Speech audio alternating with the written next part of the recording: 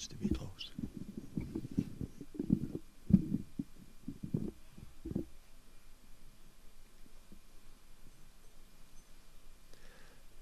Namo tassa bhagavato arahato samma sambuddhassa. Namo tassa bhagavato arahato samma sambuddhassa. Namo tassa bhagavato arahato samma sambuddhassa. Buddhaṃ Dhammaṃ Sanghaṃ Namasami.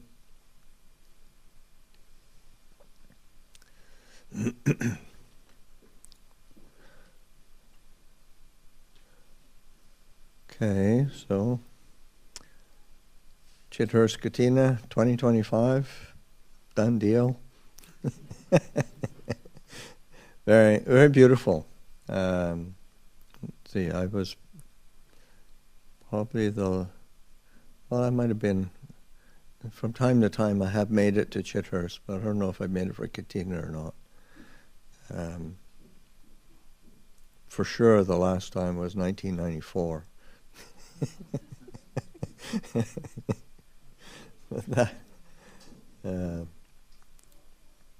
So it's nice to be able to be back here. It's been this year I've been resident at Amaravati, so I've made it down. This is my second trip down to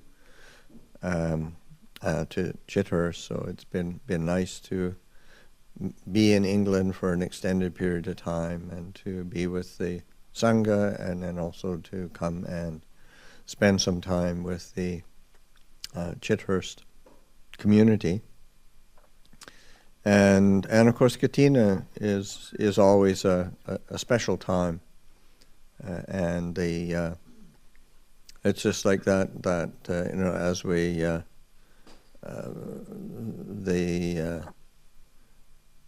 I don't know what you call it, the procession for the Kathina cloth, going around the circumambulation of the hall and the Sangha and the Anumotana, Anumotana, sadhu.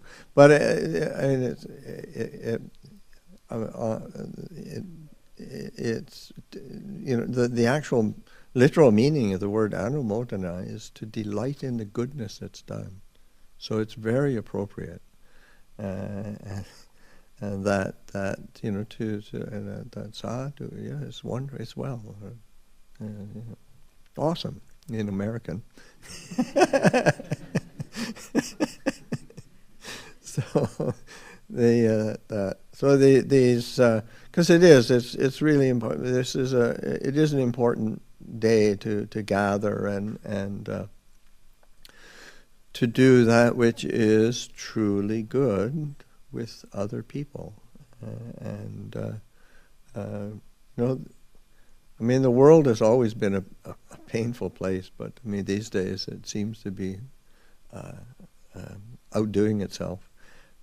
So that to be able to come together and to do that which is truly good together, and then to rejoice in the goodness that everyone is doing it's really uplifting to the heart, and I think it's important opportunity for all of us, whether we're monastic or lay, to have that opportunity to rejoice in goodness, because it's what nourishes the path,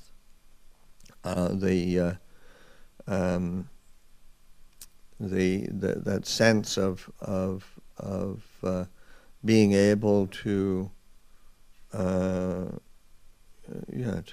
to have a nourishment, a nutriment for our commitment to continue practicing, continue training, continuing developing the path that the Buddha laid down of sila, samadhi, panya, of virtue, of meditation, of wisdom. It needs to be nourished in some way. You can't just will it into existence. or you can't think yourself into being peaceful and wise. But you have to be able to nourish it, and so that these occasions of giving and sharing and helping and having the opportunity to do it together as a community is these are very important nourishments of the roots of our spiritual endeavor. So it is important. I think also another, to me, an important nourishment of this path is the fact that we are doing that which has been done for 2,500 years, and that's where it's not just some kind of, we didn't make it up last night, and we're just winging it. I mean, we're following a template that's been laid down and followed by generations through millennia, and that's very, very powerful. And it's like so I was thinking of that when just the taking of a simple ceremony of taking the refuges and precepts. I mean, it's something that if you're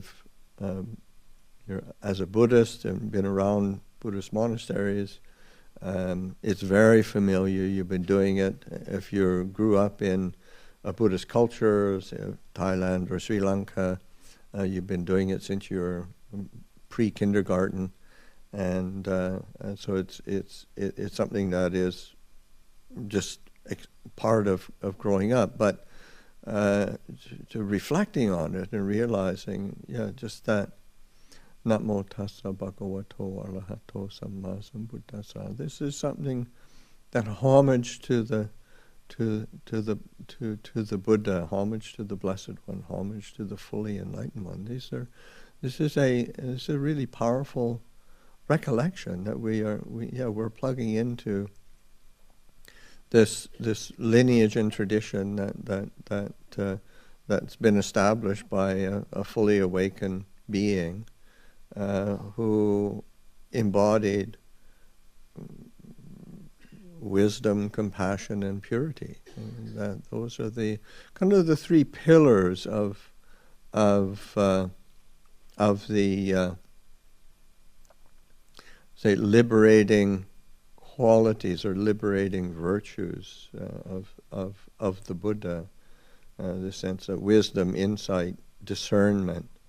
That really penetrates the nature of truth. The compassion, which is the Buddha being willing to teach and give and share and lay down a path that is livable, functional, liberating. It's an incredible act of compassion. And because that was, when the Buddha was in the suttas and in the Vinaya, when the Buddha first was awakened, it was just sort of kind of the enormity of what he'd seen and realized, and then the enormity of trying to teach it to others was really daunting. And his first impulse was, I don't think I can teach this or share this. This is too much. I don't think anybody's going to bother to do this anyway. These beings have too much dust in their eyes, and so that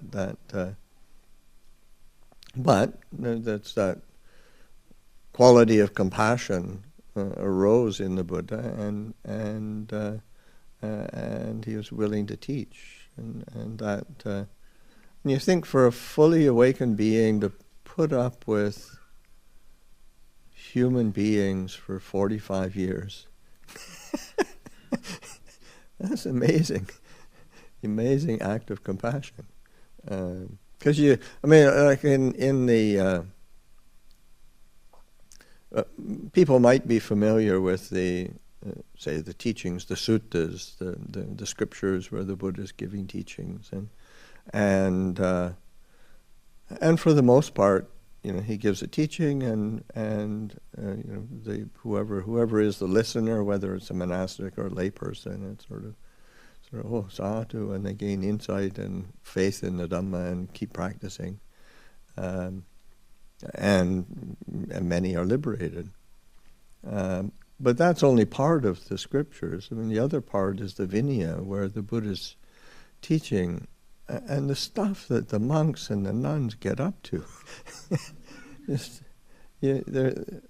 I told you already.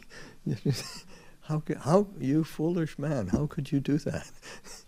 And he has to reiterate a new rule, or propagate a new rule, or to reiterate an old rule, so that it closes the gaps, because people stubborn and determined on doing things stupidly. That hasn't changed. But in the the reality is that sense of the insight that the Buddha had, of that there are beings with little dust in their eyes, and you see that today. The people who've gathered today, and who sitting here listening to Dhamma. There's lots of options, but the choice that people made is to come to the monastery, to help out, to participate, and then to stay through, to listen to a Dhamma talk, go through the beginning. So that sincerity is really something to delight in and recognize within ourselves and with around us, the people around us that share the same aspiration and commitment. Because it is important to draw close to those beings of who are good spiritual friends.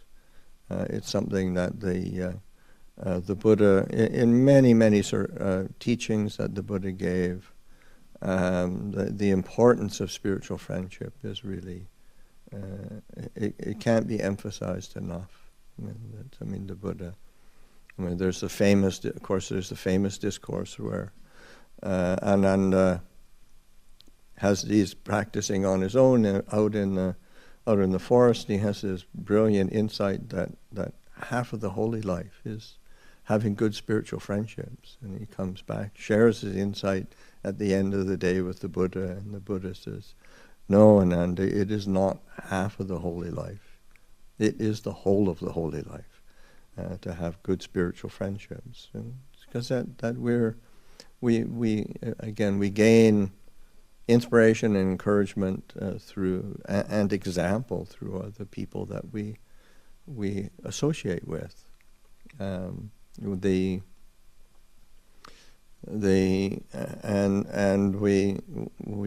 have the the impetus to keep practicing because of the people around us that do encourage us.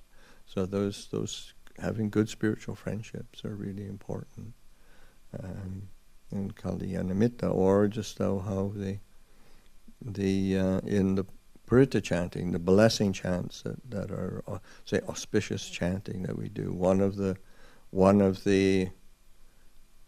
suttas that we recite is the Mangala Sutta. Mangala is a blessing. It's the discourse on the highest blessings, and each one these are the highest blessings. And the very first thing that the Buddha says as this is the highest blessing is asevana japalanam. Don't associate with fools. It's just really be careful, because they affect us. We're affected by the people around us. We're affected by the environment that we're in. And of course, the second thing that the Buddha points to as the highest blessing is pandita anantya sevana, to associate with the wise.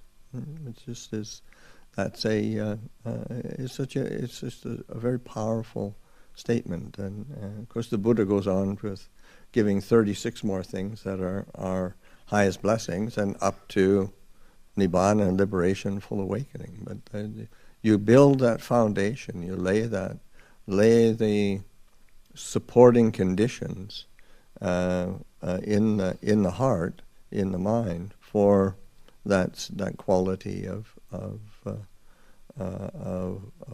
clarity and commitment and well-being. Because if you're, although it is interesting that although the Buddha says over and over again, I teach only two things: dukkha and the ending of dukkha, suffering and the ending of suffering. It is important to recognize that it's not just to say one noble truth of suffering.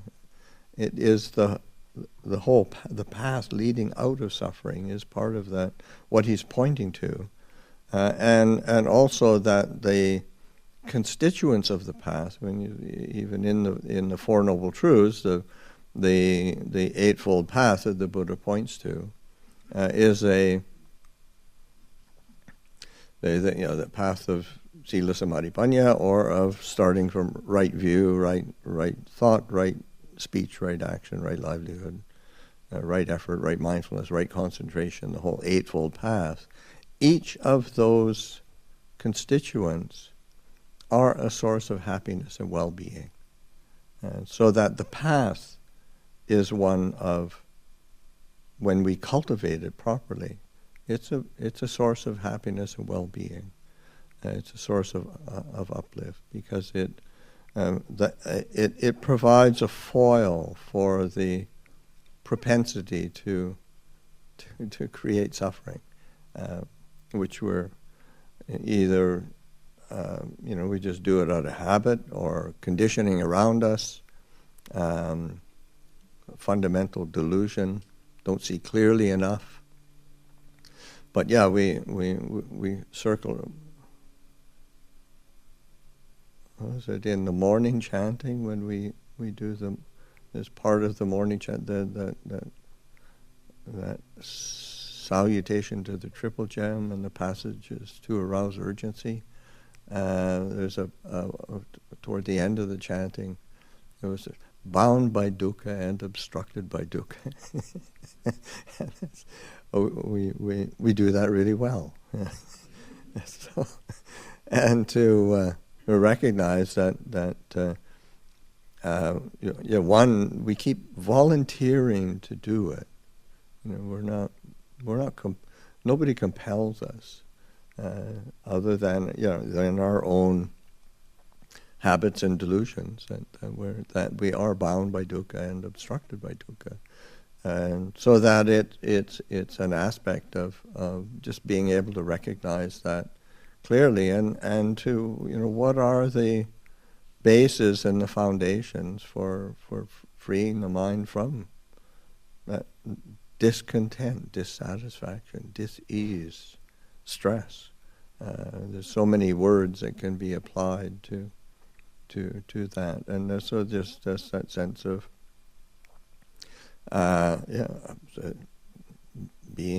plugging into the monastery. It's you come here, and it's a place of peace and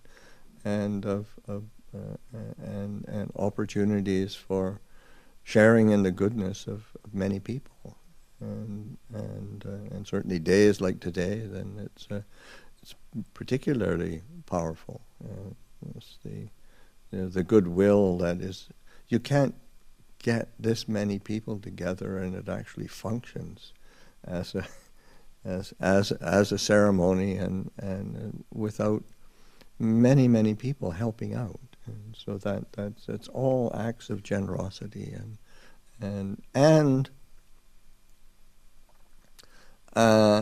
renunciation, in that sense of like when we think of generosity, sometimes we think of giving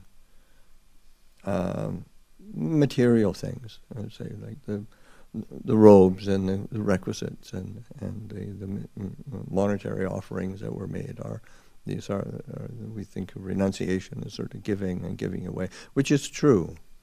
But also underlying that is a renunciation, and that is, and in the English language, when we think of renunciation,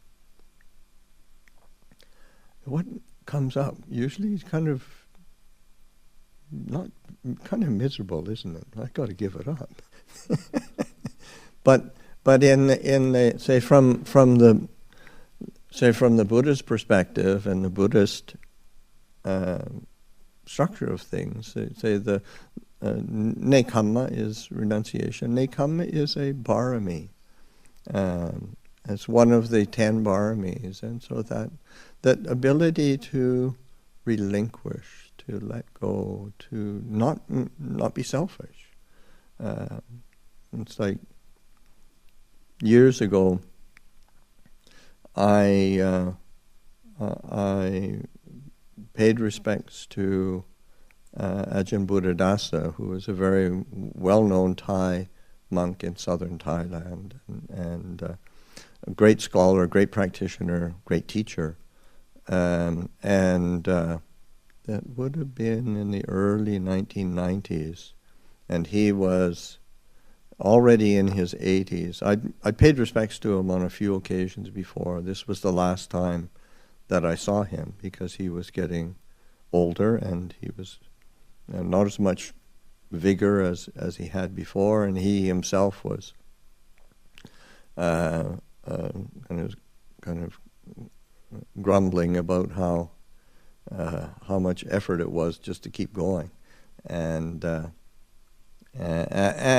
of grumbling. He said, "It's just getting embarrassing. I'm 80. I can't remember. He was 82 or something. 82, 83.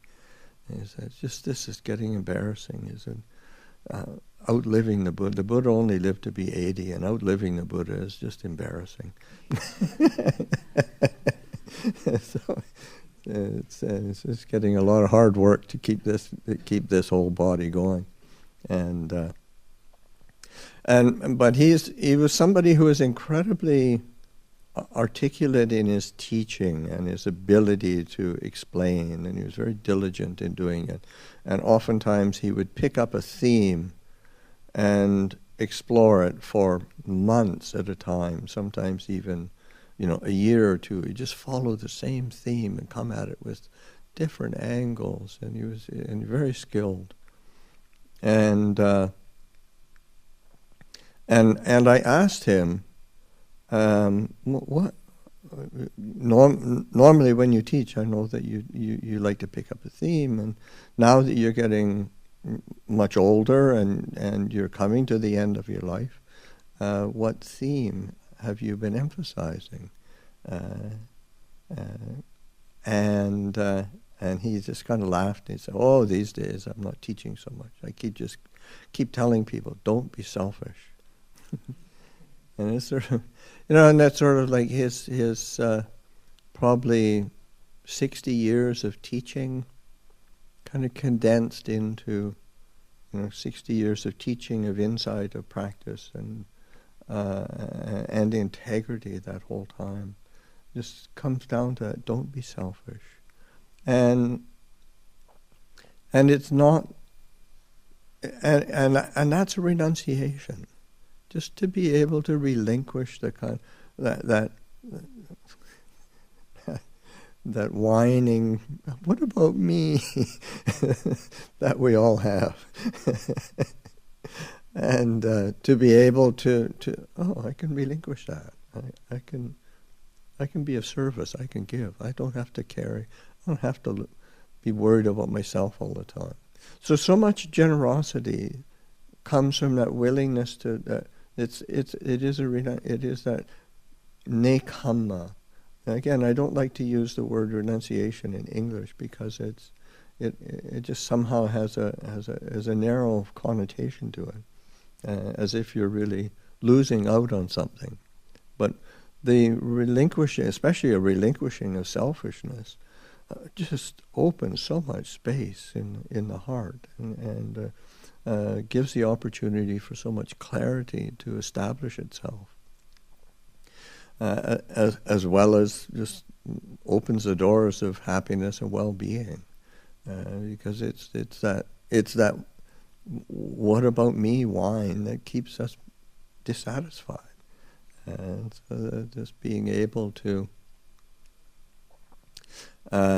take that quality of renunciation and recognizing that say that again, you get the feeling of renunciation when it's classified as a barami, and a barami is I've heard I found a nice translation somewhat recently as transforming virtues.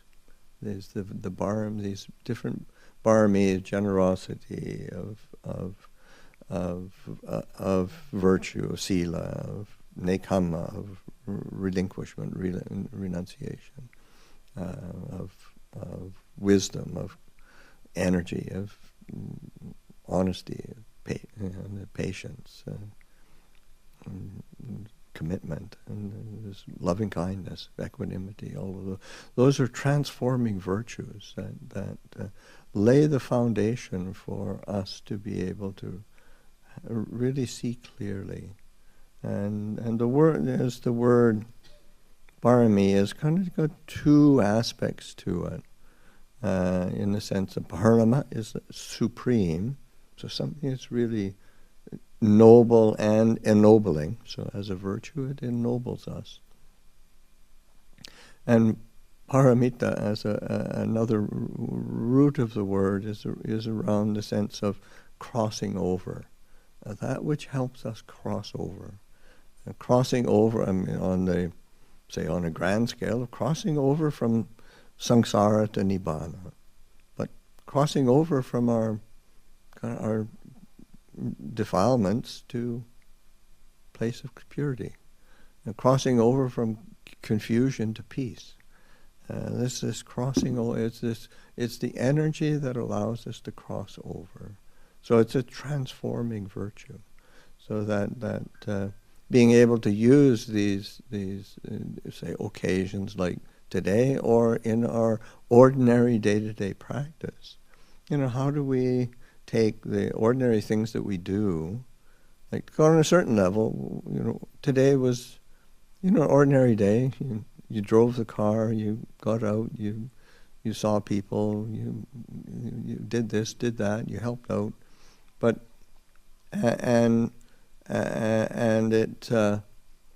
but how do we make it into a transforming virtue? Is by making it very conscious. And allowing the sense of self to drop away, to go beyond that sense of me, and what did they think of me, or what impression am I making, or fear of doing something wrong or something, and all of that kind of worry and concern, that is so very human. But it's also suffering. Yeah. So that the opportunity is to go beyond. So that transforming virtues, and they, as an aspect of the path, an aspect of the pieces of the puzzle of this path of practice. It is. To freedom from dukkha, it is a source of happiness and well-being, each of those. And so that, and it's similarly, like in another word that describes, say, what we do as its merit, or in Pali's punya. Thai say tambun. or daibun. And in English, again, the translation's pretty lame. Because when you say merit, it just has so dry or so lacking in any kind of heart quality. And the Buddha makes it very clear in do not be afraid of punya. And the different sources of punya are just these aspects of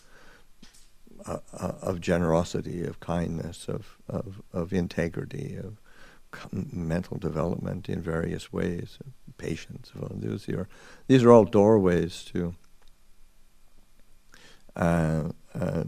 punya. And he said, do not be afraid of punya. Punya is another word for happiness. And so so the happiness that is not based on sensuality or on a gaining idea, this is the opportunity to just rejoice, and it's like that anumodana, rejoicing in the goodness it's done. That is another avenue for punya, the anumodana gatha, is to be able to delight in the goodness of others, and just so that these avenues of well-being, of happiness, are not to be shied away from, not to be sort of shunned or even seen as second class, and it's a part of the whole picture. And how do we create a full and complete, rich picture of this spiritual training? That's what our practice is, and the opportunity to continue to study and to practice and to train and to draw close to good teachers and draw close to good communities like Chithurst. So today people have come together and the Kathina is successful, it's ended. I give my anumodana and delight in the goodness it's done. So I'll leave the Dhamma out there.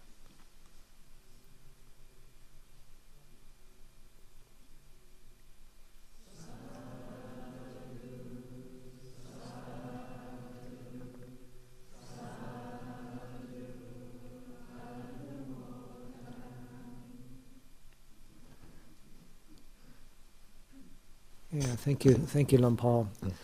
And before the talk began, that came up that there was at least one question here. Is this a suitable time for a short Q&A? Oh, yeah. No, go on. It's a really good question. It's a great question for all of us to hear the answer, in my opinion. So. Okay, we got a question. We got a question.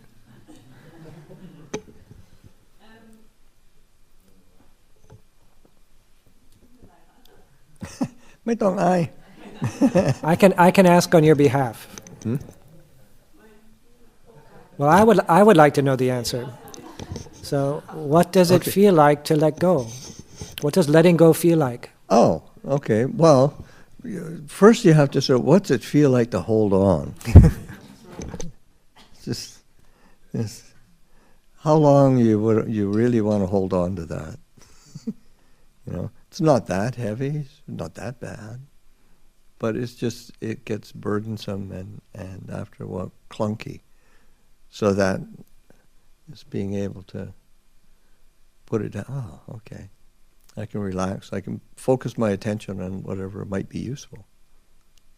So that's what it feels like. It's sort of like, okay, that's a dropping of a burden. It feels comfortable, feels easeful, and it opens up the space to be able to direct attention to whatever's useful, whatever's skillful, rather than attention being grabbed by something that is clunky and heavy. Okay? Yeah, it's good to use, rather than going to theory, go to something practical.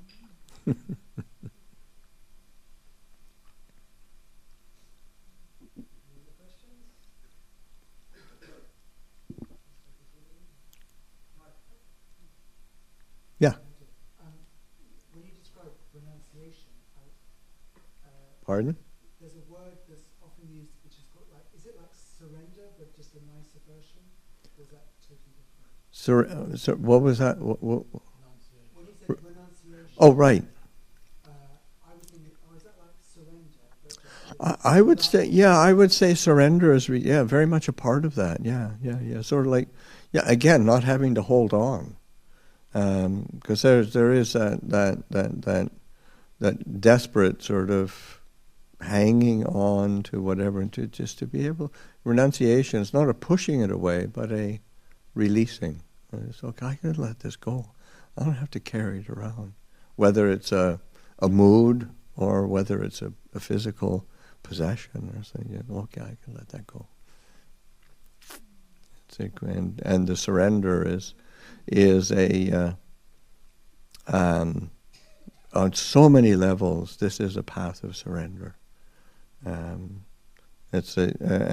even the Buddha. I mean, this is a path of dispassion and release, of relinquishing, of letting go.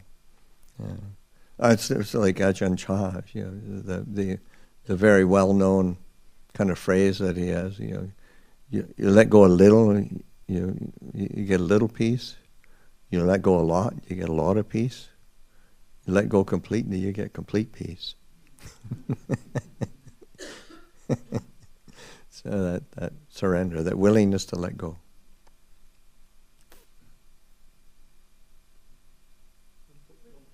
Renunciation we practice in three aspects: material, speech, and mind. In a way. In a way, yes, yeah. Practice any way you can. Because because sometimes it is a renunciation to just not say something. Do I really need to say that? I can let that go. When you mentioned about Lankacha, Yes. that one of teaching he said that not go forward, not go backward, not go to stay, Yes. and it's kind of like just empty. It's kind of like this quality of surrender, in the sense of being able to just give oneself to what is, and then being full because of that. But it's not because you're going forward to get it or going back to get away from it or standing still to hold on to it. It's just, I'm willing to give myself to it. I'm really willing to be. Huh? Is it like kind of like free from everything? Yeah, absolutely. Absolutely, yeah.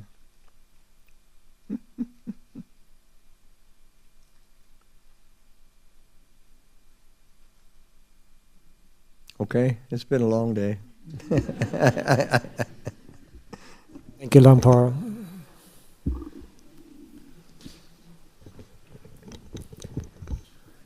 So once again, express gratitude for all the goodness that's been done today here, Anumotana, all the volunteers, sponsors, volunteers, participants, the monastic community. So go well, go peacefully, go safely.